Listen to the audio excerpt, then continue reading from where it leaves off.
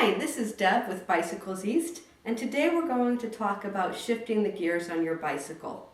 I'm going to be going over the basics as well as talking about some of the things that sometimes go wrong so we can work to avoid them. So the gears on your bicycle are what help you to decide how to go faster, how to go up hills easier, or how to have your legs spin at a comfortable pace. So a lot of the bikes that we're talking about will have sprockets both in the front and in the rear. And this means that you're going to have gears that you can shift both with your right hand and gears that you can shift with your left hand. Now, a simple way to think about it that I remember is that everything on the bike works right rear. R. Your rear brake, your rear hand controls your rear brake. Your left hand controls your front brake. And the same way, your rear shifters control the sprockets in the back, and your left shifters control the sprockets in the front. A lot of the bicycles that we'll be talking about will have 3 sprockets in the front and anywhere from 6 to 10 or 11 in the back. Some of them will have fewer, and we'll talk about that later. So first we'll talk about the main way to function the shifters. Now there are a lot of shifters where you're using your thumbs and your fingers to work them.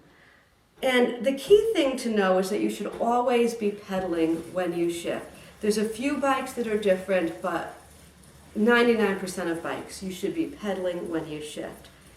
Now this type of shifter, one of the most common, you push in with your thumb to go to a lower gear on the right hand, and you come back with your index finger. It's like a toggle. You're pushing with your thumb, you're coming back with your index finger. Now there are some variations on this. And you may have one where you work with your thumb in one direction, and then there's another thumb shifter right underneath that you push. Some of them have the index finger lower. There's variations of them, but the key is that it's some type of toggle. One way to go down, one way to go back up. So on all bikes, the fundamentals of gears are the same. The lower the number, the lower the gear.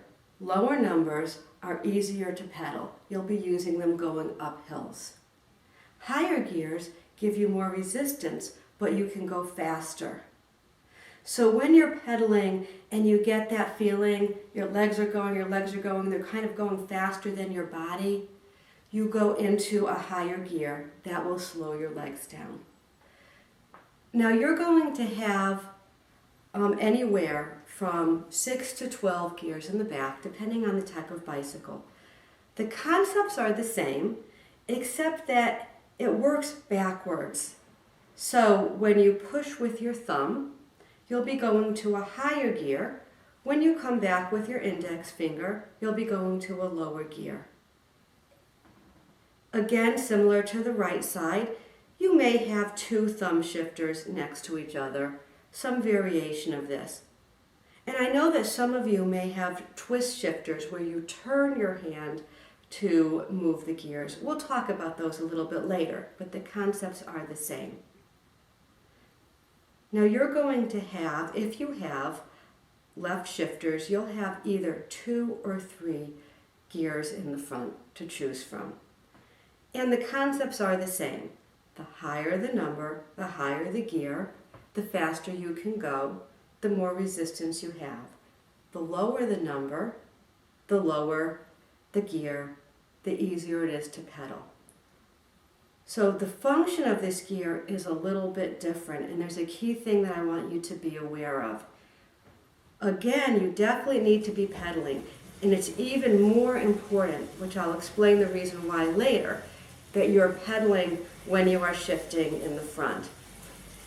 Now, when you are going to a bigger gear and you push in with your thumb, the key thing to be aware of is that you need to push further than you may feel like you need to. It is a further reach to get the gear to engage. If the gear doesn't engage, I'll show you what that sounds like. So I'm going to come back down, simple toggle down. To go back up, do you hear that sound? That means I haven't engaged. I need to go a little bit further, maybe even past the number 3, before I let go and the gear has engaged. So we'll show you that again. We'll go back to 2, a little bit past, now the gear has engaged. Now let's talk about the combinations of gears. In this particular bike, there are 3 sprockets in the front and 7 sprockets in the back. And that's a 21 speed bike. The key is that you really don't have 21 good gear combinations to be in. So the way to think about it is that you really have 7 choices in the back. So we talked about the low numbers being easier. So the easiest gear to be in for the steepest hill is going to be the 1 sprocket in the front and the 1 sprocket in the back. And for those who might be interested, we're always counting, if you look at the bikes themselves, we're counting from the inside out. 1 is always closest to the bike. So the 2 lowest numbers, 1 and 1, are going to be your easiest gear combination. Your fastest gear combination is going to be 3 and 7 on this particular bike.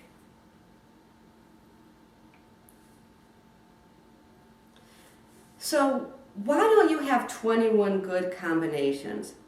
Well, first of all, that would get tremendously complicated and hard to figure out which gear to be in. But the main reason is the function of the bike. If we think about the single speed bikes that we grew up with, or even when we just started with 1 gear, 1 sprocket in the front, when we started with 1 sprocket in the front and 6 or 7 in the back, it was pretty simple to know which gear to be in.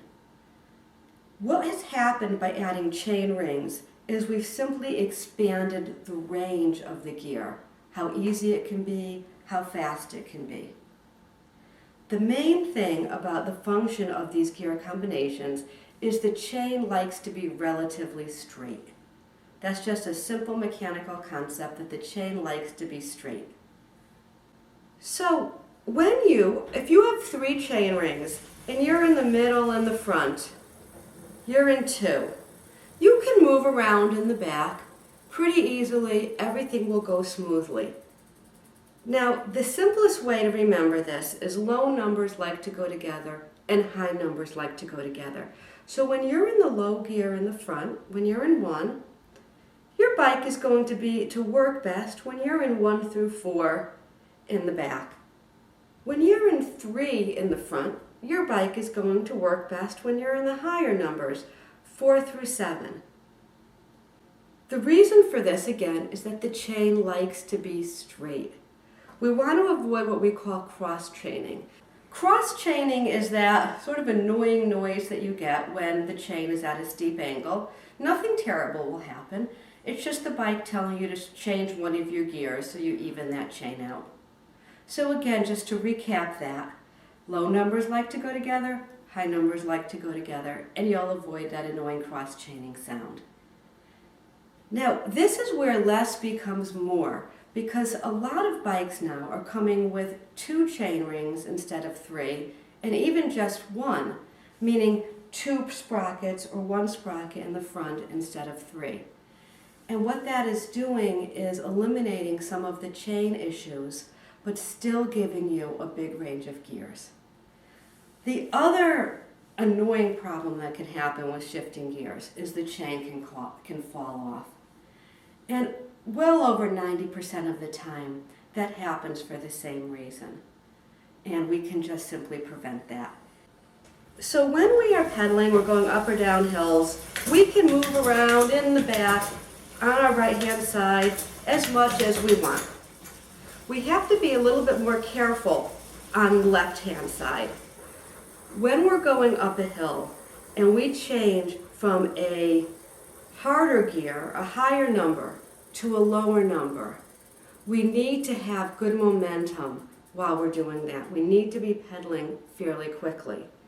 If we're going up a hill, and we've all been here, and it's getting harder and harder and harder, we forgot to anticipate the hill, and we're starting to move really, really slowly, and then we shift down to 1 in the front, the chain will probably fall off. We just don't have enough momentum to keep that chain moving properly. So the key is that we should be either anticipating the hill and moving into our easiest gear, our lowest gear in the front before we start to go up that hill, or make sure that we change that gear before our legs are so tired that they're barely moving. The final thing I'd like to say about gear shifting is address if you have a twist shifter. Everything works the same. You turn one way to go into an easier gear, you turn the other way to go into a harder gear, and the same on the front. All of the same rules apply. When you're going into the harder gear in the front, you have to turn it even further and make sure that you hear it and feel it engage. Everything is exactly the same. So I hope this has helped you to understand gear shifting. If you have any questions, you can contact us at Bicycles East, or you can leave a comment and we'll do our best to answer that question for you. So happy riding, everybody, and happy gear shifting. Thank you for watching. This is Deb at Bicycles East.